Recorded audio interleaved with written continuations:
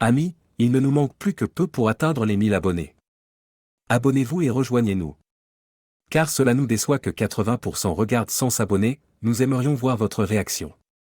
Vous vous êtes abonné? Alors on commence. Bon visionnage. Je suis déchiré quant à ma capacité à infliger la douleur que je sais que je m'apprête à infliger à un parti innocent qui ne mérite pas ce qui va se passer dans la prochaine demi-heure ou quelque chose comme ça.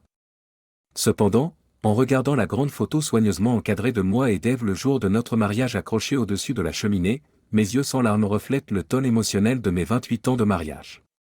Ces larmes ont été versées pendant le débat interne sur la nécessité de procéder à cette conversation. Le verdict est oui, mais je résiste encore à l'envie de fuir. Dave va être dévasté. Assis à côté de moi sur le canapé, John me donne une pression rassurante sur la main, booste mon courage. Je lui jette un coup d'œil sur le côté et souris par gratitude. Au cours des 15 mois de notre affaire, je suis progressivement tombée amoureuse de lui, et je suis consciente que chaque miette d'amour que je lui ai donnée a été prise directement à Dave. Le moment où cela a commencé à ressembler à de l'infidélité à John, lorsque je faisais l'amour avec mon mari, a marqué le début des préparatifs pour cette rencontre. Je n'attends pas cela avec impatience, mais j'anticipe un soulagement après. Je vais profondément blesser Dave, inévitablement. Pourtant, une fois que ce sera fini, je pourrai mettre fin à la mascarade. Faire semblant que je suis aussi profondément amoureuse de Dave qu'il l'est clairement de moi. Faire semblant de sortir avec mes amis, en voyage d'affaires, à faire du shopping, tout en rencontrant John. C'est incroyablement stressant et un facteur significatif dans les rides d'inquiétude de plus en plus visibles sur mon visage chaque matin. Oui, j'attends ce relâchement. Je jette un œil à la bibliothèque pour m'assurer que la batte de baseball que j'ai discrètement placée là plus tôt est toujours en place. La position de Dave sur la fidélité m'est bien connue. Depuis que les enfants ont quitté la maison, il lit des nouvelles sur des épouses infidèles faisant face à des conséquences. Certaines de ces histoires m'ont surpris par les réactions féroces des maris, faisant payer chèrement les épouses pour leurs transgressions. Quand je lui ai posé des questions, il a simplement mentionné des collègues qui ont connu des bouleversements dans le système judiciaire familial sans faute après avoir partagé des histoires similaires. Dave de nature n'est pas un homme violent, mais confronté par la personne lui volant son bonheur et son avenir, il pourrait faire une exception. Il surpasse John en taille, forme et force, et est moins sensible. Occupant une position importante dans une entreprise biomédicale, Dave contraste fortement avec John, un artiste. Malgré toute provocation, je sais que Dave ne me fera pas de mal physiquement, me permettant de le tenir à distance pour que John puisse s'échapper. J'entends la voiture de Dave dans l'allée, et mon estomac se tord, le cœur battant. Je déglutis, ayant besoin de me préparer, une grande respiration. Je m'interroge sur ses pensées concernant la voiture inconnue, la voiture de John. Je sens que Dave a sûrement lu un scénario similaire dans une histoire d'infidélité, la première que j'ai jamais lue. Mon rythme cardiaque augmente. Je dois rester calme. Dave entre, observant John avec curiosité. Je reste assise, évitant d'embrasser Dave devant John. Dave remarque mon omission et s'approche avec une main tendue. Il se présente comme Dave et John hésitent avant un bref échange de poignées de main. Dave frotte discrètement sa main sur son pantalon, un geste que je reconnais après tant d'années. John recule vers le canapé. Dave prend une bière, s'assoit en face de nous, prend une gorgée, plaçant la canette sur la table basse avec nos verres. La tension rend mes nerfs prêts à céder, comme une branche poussée au-delà de sa limite. Je ne peux pas rencontrer le regard interrogateur de Dave. Au lieu de cela, mes yeux descendent vers sa tenue décontractée. Quand a-t-il commencé à rentrer chez lui si décontracté? Je rejette des questions inanes sur l'habillement. Maintenant vient le moment que je redoute, où je briserai l'âme d'un membre exceptionnel de la communauté, d'un père formidable, d'un pourvoyeur, et d'un mari presque parfait. Le premier amour de ma vie, mais pas le dernier. Je confesse que nous devons parler à Dave. Il réagit avec une expression neutre et indéchiffrable, comme prévu dans des situations de pression. Il reste froidement analytique, pensant sur ses pieds mieux que moi. Malgré la préparation pour chaque angle, mes nerfs me trahissent. Je dis à Dave que je veux qu'il sache qu'il n'a absolument rien fait de mal. Ma voix tremble alors que je dégage ma gorge, toujours incapable de rencontrer ses yeux. Pendant toutes les années que nous avons passées ensemble, mes amis ont été jaloux de notre mariage. Il faut reconnaître que Dave a été un mari exceptionnel. Je ris, mais Dave ne riposte pas avec un sourire. Essayant d'amortir le coup à venir, je confesse mon appréhension à discuter de cela avec certains amis, craignant qu'ils ne me pardonnent pas d'infliger de la douleur à Dave.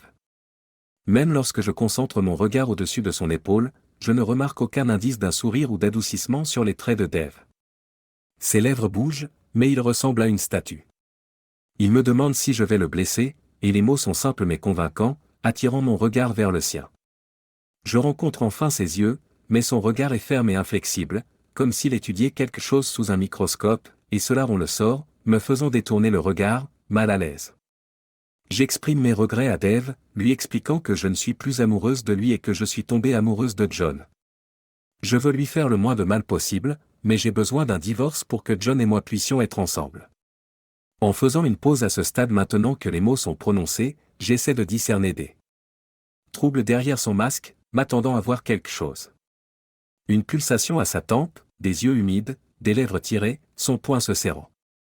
Pourtant, il n'y a rien. Sa réaction, ou plutôt son absence de réaction, me terrifie. Je ne peux m'empêcher de jeter un coup d'œil à la batte de baseball. Le silence entre nous est agonisant, insupportable. Je dois le remplir. Mon discours soigneusement préparé est chose du passé. J'explique que je ne voulais pas lui faire de mal jusqu'à ce que ce soit absolument nécessaire. J'espère qu'il le voit. John et moi avons été incroyablement prudents, ne voulant pas qu'il découvre quoi que ce soit jusqu'à ce que cela soit absolument nécessaire, ce qui est maintenant. Cela signifiait limiter notre temps ensemble. Ma préoccupation pour toi, pour tes sentiments, a considérablement restreint les occasions où John et moi pouvions être ensemble. Être ensemble ? Éviter, voulez-vous dire ? Je ne peux pas répondre. Je ne peux pas rencontrer son regard. Je n'ai plus de mensonges en moi. Je les ai tous épuisés. Je ne peux pas mentir à cet homme, pas plus. Je le respecte trop, mais j'avais espéré qu'il ne demanderait pas, qu'il ne serait pas si direct. Ces mots font que tout semble trier sur le volet. Mon manque de réponse est tout ce dont Dave a besoin pour s'affirmer. Il ne semble même pas qu'il reste quelque chose à dire ou qu'il y ait un intérêt à s'excuser de nouveau. Je suis prête à blesser Dave. Je le sais. Il le sait. L'atmosphère de la pièce est désastreuse, et j'aspire à fuir. La tension est presque insupportable, et mes nerfs sont si tendus que ma peau picote de manière inconfortable. Bien que Dave ne crie pas ouvertement de douleur, je le connais suffisamment pour sentir le tumulte intérieur. Inquiète, je me demande lesquelles de mes réactions anticipées de sa part se manifesteront. Quoi qu'il en soit, je sais que ce sera terrible. Quelque chose doit percer pour que je puisse commencer ma vie avec John. Pendant ce qui semble une éternité, Dave me fixe jusqu'à ce qu'il reconnaisse. Très bien, Chelsea. Ma réponse est automatique et s'échappe avant que je puisse l'éditer. Je lui demande ce qu'il entend par très bien. J'assume qu'il veut un divorce afin de pouvoir épouser l'autre personne.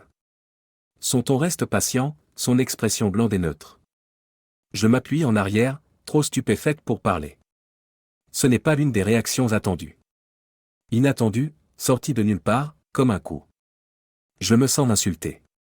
Il n'y a pas de question, accusation, voix élevée, visage rouge ou larmes. Après 28 ans ensemble, mon mari n'est même pas prêt à passer 5 minutes à me questionner.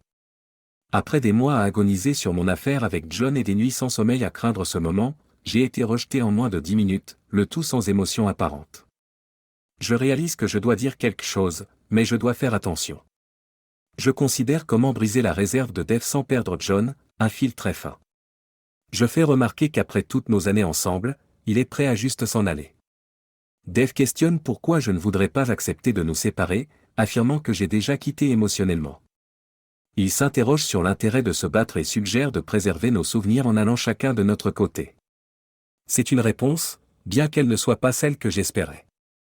Avant que je puisse poser une autre question, Dave continue, anticipant que j'ai des papiers à lui faire signer. En effet, j'ai une demande de divorce signée et notariée, mais elle est dans la voiture de John. Nous ne nous étions pas attendus à avancer au-delà des cris, pleurs et possibles larmes ce soir, sans parler de Dave examinant ou signant des documents. Avant que je ne puisse me lever pour récupérer les documents, John se lève et quitte la pièce. Je l'observe, sentant la tension l'affecter aussi.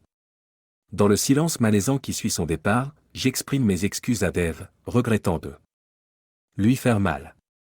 Dave se lève, et mes yeux se tournent involontairement vers la batte. Il rejette mes excuses, affirmant que si j'étais vraiment désolé, je ne l'aurais pas fait en premier. Il entre dans la cuisine pour une autre bière, mettant fin à la conversation. À son retour, John est de retour avec l'enveloppe Manila, la tenant à hauteur de taille. Dave fait 2 pas rapides vers lui. Mon cœur va à John alors qu'il recule, trébuchant sur ses pieds, touchant le bord du canapé, et tombant avec un faible bruit. Maintenant tenant l'enveloppe, Dave me regarde, le visage rouge, réalisant qu'il ne s'est pas couvert de gloire. J'essaie d'exprimer avec mes yeux que je ne me soucie pas, que je l'aime, en me tournant vers Dave, qui me regarde avec une expression impersonnelle. Je ne peux toujours pas lire ses pensées, et je ne suis pas tout à fait sûr qu'il n'attaquera pas John. J'informe Dave que Marie est au courant de notre présence, et si elle n'a pas de nouvelles de nous avant 20 heures, je lui ai demandé d'appeler la police. J'ajoute que s'il veut accuser quelqu'un, il devrait m'accuser au lieu de diriger sa colère vers John. En réponse, Dave exprime qu'il me blâme, soulignant que j'ai fait de nombreuses promesses au cours de toutes ces années, et non à John. Il me rassure en disant qu'il ne veut pas que John souffre plus qu'il ne le fera déjà. Je questionne Dave sur la raison pour laquelle John souffrirait et ce qu'il veut dire par cela. Dave me lance un regard, une version plus gentille et patiente, celle qu'il utilise quand il explique quelque chose que je pourrais ne pas comprendre entièrement. Il élabore l'idée qu'étant une femme de 50 ans, je suis au-delà de l'âge de donner des enfants à John, ce qui le rend sans enfant, un cul-de-sac génétique. Dave exprime sa conviction que, pour un homme, il n'y a pas de pire punition que de ne jamais avoir la joie d'assister au premier pas d'un enfant ou de les entendre dire papa pour la première fois. Il continue à décrire comment John va manquer les expériences typiques de l'enseignement à un enfant à attraper une balle, faire du vélo, aider avec les devoirs, et lui apprendre à conduire. Dave souligne que John ne sera jamais un héros pour sa fille ou un modèle pour son fils. Il spécule que nos enfants voudront probablement rien avoir à faire avec John une fois qu'ils découvriront ce que nous avons fait. Ces mots font que mon sang se glace, et je frissonne, réalisant que je n'ai pas considéré l'impact sur les enfants au milieu de la tourmente de mon affaire et de la fin de mon mariage. J'essaie de rassurer Dave, lui disant qu'il n'a pas besoin de leur dire. Dave questionne si je veux qu'il mente aux enfants, comme je lui ai menti.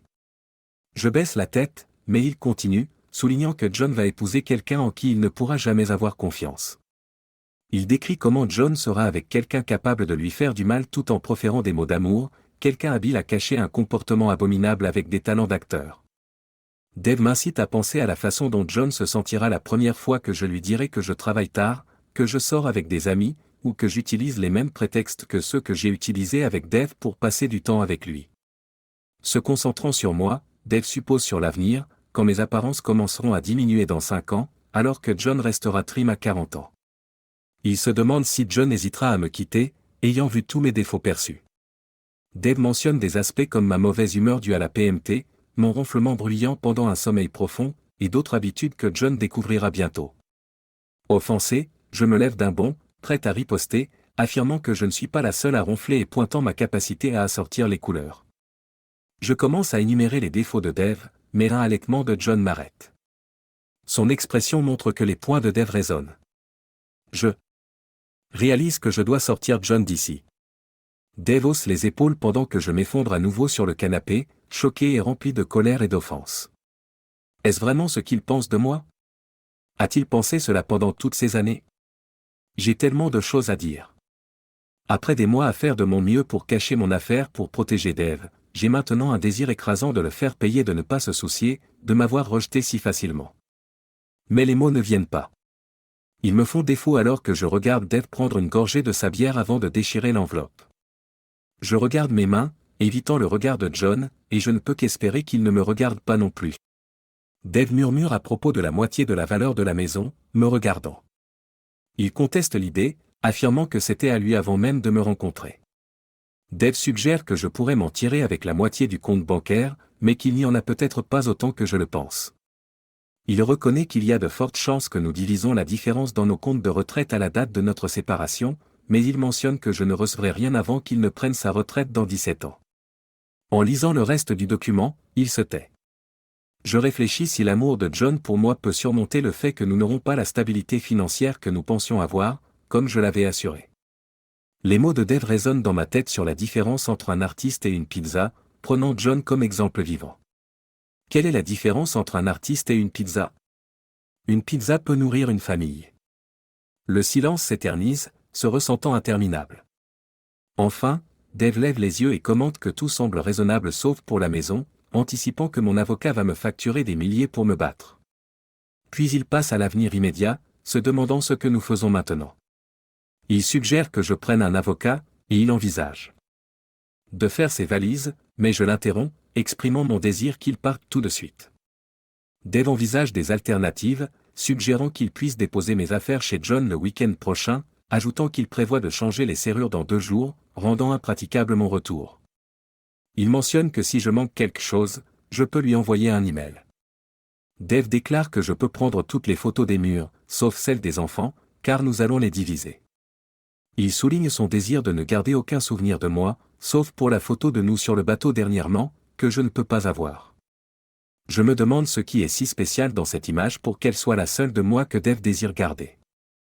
Elle a été prise environ 3 mois après le début de ma liaison avec John. Dave m'a surprise avec une croisière aux Caraïbes à court préavis.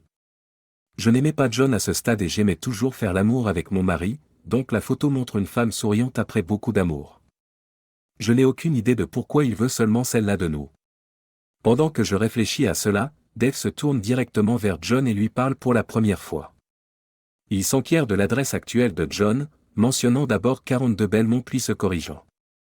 Notant que John a déménagé il y a quelques mois à 58 Gravlia. Cette révélation me choque. Dave connaissait l'adresse de John. Non seulement cela, mais il l'a su depuis au moins 4 mois. Je lutte contre la réalisation, me demandant quand et comment il a découvert cela. Nous avons été si prudents, et je ne peux pas comprendre comment j'ai pu manquer des signes.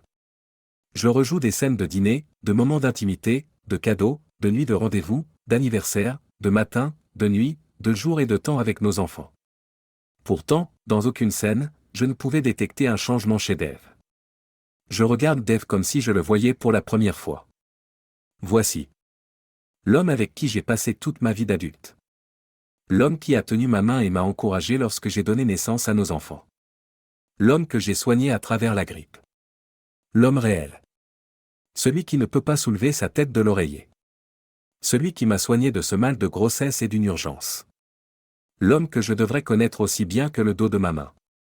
L'homme avec qui je devrais être en phase, remarquer tout changement. Aucun. Je n'ai vraiment rien à dire à ce sujet. Je regarde cette personne, incrédule. Un étranger. Mon mari depuis 28 ans est un étranger à mes yeux. Je pensais être si rusée, si prudente, n'ayant rien révélé en tant que si bonne actrice.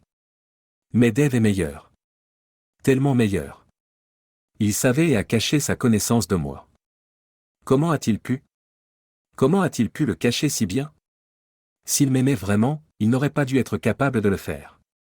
Cette pensée déclenche une chaleur. Je ne veux pas explorer la logique de cela.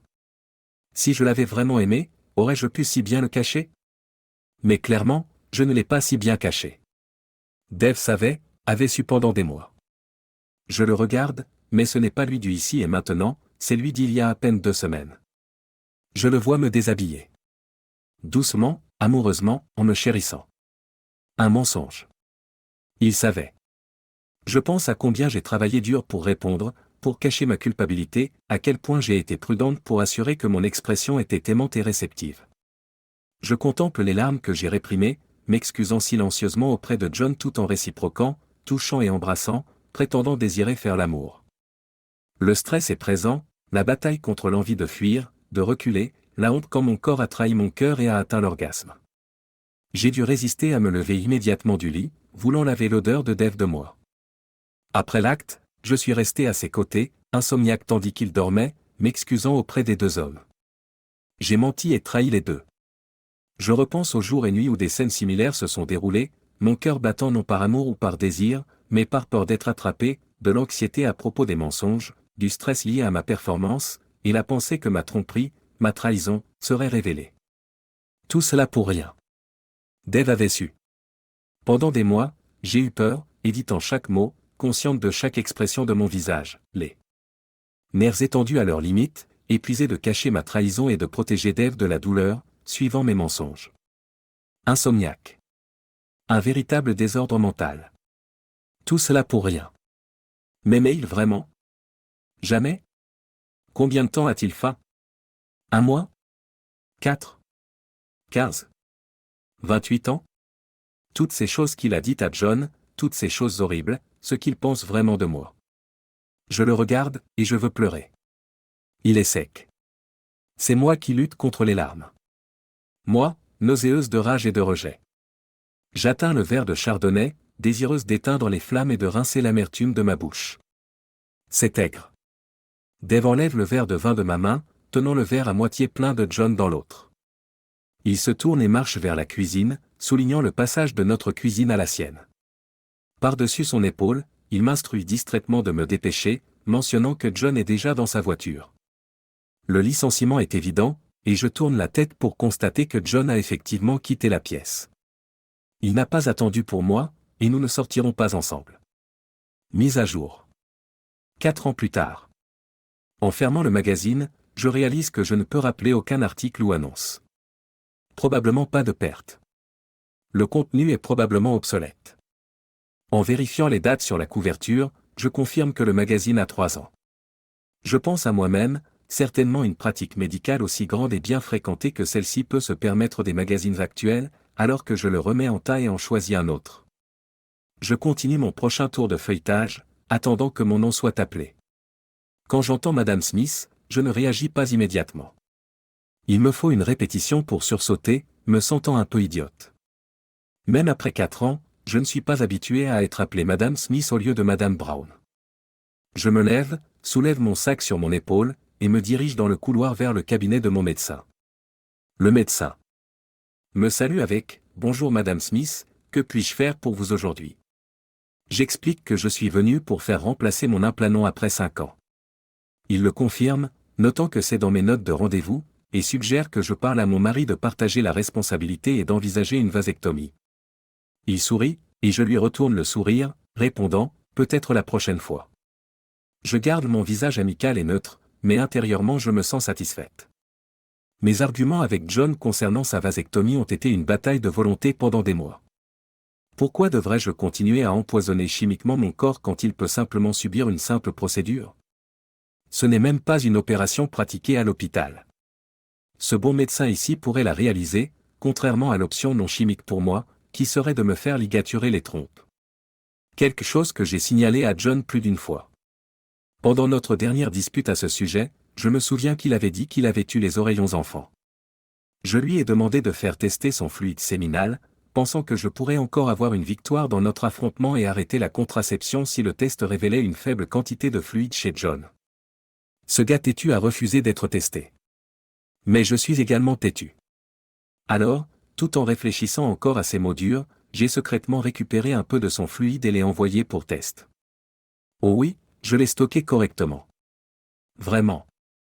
Il s'avère que John n'a pas seulement une faible quantité de fluide séminal. Il est stérile. Aucun fluide dans son sperme. Aucun. Initialement rempli de victoires, j'avais l'intention de le confronter avec les résultats. Mais ensuite, le bon sens a prévalu.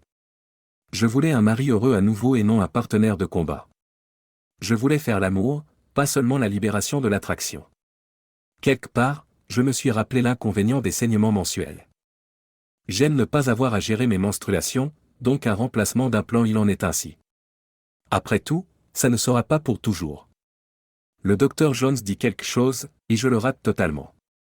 Je m'excuse et lui demande de répéter. Il suggère de remplacer mon implanon par un nouveau type d'implant contraceptif, expliquant que c'est plutôt fantastique. Non seulement il offre une contraception, mais il enregistre également mon pouls à des intervalles réguliers pendant la journée, et vient avec une variété d'autres outils d'enregistrement. Nous l'utilisons à des fins de diagnostic, donc si vous entrez en vous sentant mal, il vous suffit de faire une pause près de l'un de nos scanners et d'y télécharger des informations et nous pourrons voir ce qui se passe en vous depuis votre dernière visite. Des choses de l'âge spatial. Waouh, je ris. Cela semble tiré de Star Trek. Qu'en est-il des effets indésirables? Je ne vais pas finir à la taille d'une grange, n'est-ce pas? Ni avoir des moustaches ou quelque chose comme ça. Et est-il comme un planon en ce sens que la plupart des femmes cessent complètement de saigner? Non, rien de tout cela. Moins perturbant qu'un planon, mais avec tous ses avantages comme arrêter ou au moins atténuer l'abondance des saignements. D'accord, ça a l'air bien. Le docteur Jones se tourne vers son moniteur et clique sur l'une des icônes de son écran d'accueil. Quoi? Murmure-t-il, frottant son cou. Qu'est-ce que c'est? Je regarde alors lui et l'écran, me demandant de son ton perplexe. Combien de temps avez-vous dit que vous aviez votre implantation? Demande-t-il. 5 ans. Comment est-ce possible? Êtes-vous sûr? Il semble que vous ayez déjà un Vangardien implanté. Toutes vos informations médicales ont été téléchargées. Confus, je demande. Quoi? Le médecin explique que je dois être venu dans les 18 derniers mois, car c'est là que ces produits ont été approuvés et disponibles.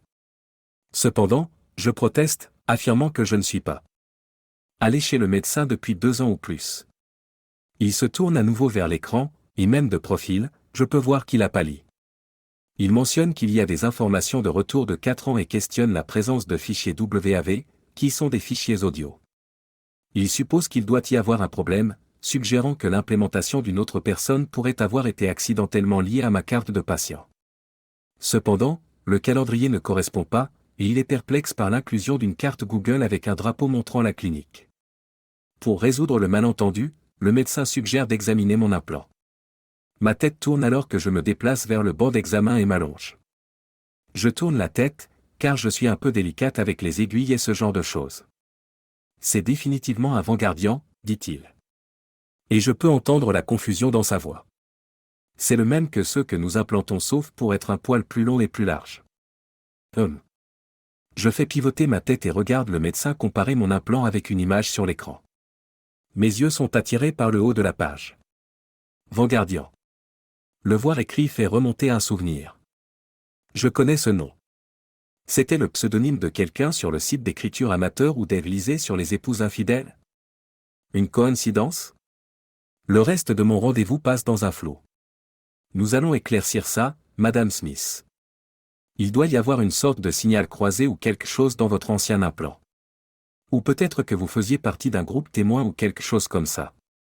Je vais faire appel à nos techniciens pour Vangardien et nous vous tiendrons informés. Je hoche la tête et marche de retour à la réception. Je paie ma facture et retourne à ma voiture. Les mains sur le volant, des éclats de conversation du passé débordent dans ma tête déjà surchargée. Mise à jour. Il y a une clause dans mon contrat stipulant qu'il possède toutes mes recherches et inventions. Même si je travaille sur quelque chose à la maison pendant mon propre temps, je ne peux pas le breveter pendant au moins 12 mois après ma démission. La partie préférée de Dave dans son travail était la recherche et l'innovation. C'était son fort. Dans mon esprit, je vois Dave assis sur le canapé avec moi et John. J'envisage ses vieux jeans et son polo décontracté. Je me rappelle du choc de nos maigres économies lors du partage des actifs et de son insistance à garder la photo encadrée de la croisière dans les Caraïbes prise 3 mois après mon aventure avec John. Abasourdi, mes mains tombent dans mon giron. J'avais fait insérer l'implanton des semaines avant cette croisière, sur la suggestion de Dave pour éviter les désagréments mensuels pendant nos vacances. J'étais touché d'avoir un mari si prévenant. En regardant la clinique, c'est une clinique différente de mon choix précédent. J'ai changé de médecin et de clinique après m'être séparé de Dave parce que notre vieux médecin, partagé avec Dave, était un ami de son père et celui qui a inspiré Dave à entrer dans la recherche médicale. Continuer avec le docteur Black aurait été gênant. Dave savait pour John, il a dû savoir dès le début. D'une manière ou d'une autre, il a convaincu le docteur Black d'implanter un dispositif qu'il a développé, un Vangardien. Le mien avait un localisateur GPS et la capacité d'enregistrer des fichiers audio. Ça semble illégal, je ne me souviens pas avoir consenti, mais j'ai signé quelque chose. Quoi qu'il en soit. Je devrais poursuivre le docteur Black. Je ne savais pas ce que je signais. Il est à la retraite et vit au Brésil. Apparemment, sa femme beaucoup plus jeune vient de là-bas. Peut-il être extradé du Brésil, où les criminels de guerre allemands se sont enfuis pendant la Seconde Guerre mondiale en raison de l'absence de traité d'extradition? Pourquoi développer un implant avec GPS et capacité d'enregistrement? Certes pas juste pour me suivre. Mon esprit tournoie. Et ensuite, ça me frappe. Militaire. Oui. Militaire. Quelque chose comme ça serait utile pour eux. Je sais que Dave était impliqué dans le développement de quelque chose pour des soldats diabétiques qui régulaient leur sucre sans injection quotidienne ni médicaments. Donc, un localisateur GPS et un enregistreur ne sont pas beaucoup d'un saut. Mon esprit tourbillonne avec des possibilités. À l'époque de notre croisière ou peu après, Dave a dû quitter son emploi. Pas étonnant que nos économies aient été faibles. Il nous avait fait vivre de cela. Je n'ai jamais vérifié. J'ai utilisé ma carte de crédit et Dave s'est occupé des factures. La photo de croisière était-elle un souvenir de sa démission? Dave s'est occupé de l'encadrement lui-même. Ça aurait pu être le scanner pour l'implant? Assurément pas. Au plus profond, je sais que c'est exactement ce que c'était. C'est pourquoi il a suggéré de l'accrocher dans le hall près du vestiaire et pourquoi il s'est opposé à ce que je le fasse. Il savait que je pourrais la reframer ou la donner aux enfants, qui auraient pu découvrir son véritable but. L'énormité de comment j'ai été trompé me laisse abasourdi. Tout semble si incroyable, comme quelque chose d'un film de Jason Bourne ou de James Bond, pourtant mon instinct insiste que c'est vrai, tout cela. On dirait qu'un étau se resserre autour de ma poitrine, rendant la respiration difficile. Pas étonnant qu'il n'ait pas cherché à se venger lors du divorce, il l'avait déjà fait, du moins financièrement. Et je ne peux rien y faire. Le docteur Black est probablement hors de portée, et Dave, étant Dave, a probablement sécurisé ma signature sur un formulaire de consentement. Pour ajouter au déplaisir, cela fait 4 ans que Dave et moi avons finalisé notre divorce. Bien que je reçoive une partie de ses fonds de retraite, je soupçonne que des millions qu'il gagne de Vanguardian soient blanchis par des sociétés, et je ne verrai pas un sou. Je touche mon bras haut. Le nouvel implant se trouve. Je ne peux même pas me confier à John. Les choses sont déjà fragiles à la maison sans que je révèle à quel point mon ex-mari m'a trompé. Maintenant, Dave vit en Algarve, et les enfants parlent de sa villa en bord de mer, bien que nous ne parlions que rarement. Dans un état d'abrutissement, je me gare dans l'allée de la petite maison délabrée que je partage avec John. Je ne peux plus rappeler le trajet de retour. J'espère que je n'ai pas brûlé de feu rouge. La dernière chose dont j'ai besoin, après les révélations d'aujourd'hui, est un avis d'infraction. En pilote automatique, je déverrouille la porte et entre dans le salon. John est sur le canapé. Chelsea, nous devons parler. Ce n'est qu'alors que je remarque qu'il tient la main d'une fille qui a l'air d'avoir tout au plus 30 ans mais qui est indéniablement enceinte. Elle n'a pas beaucoup de temps devant elle. 2 verres de chardonnay se trouvent sur la table devant eux. Merci de regarder et n'oubliez pas de vous abonner pour ne pas manquer les nouvelles histoires.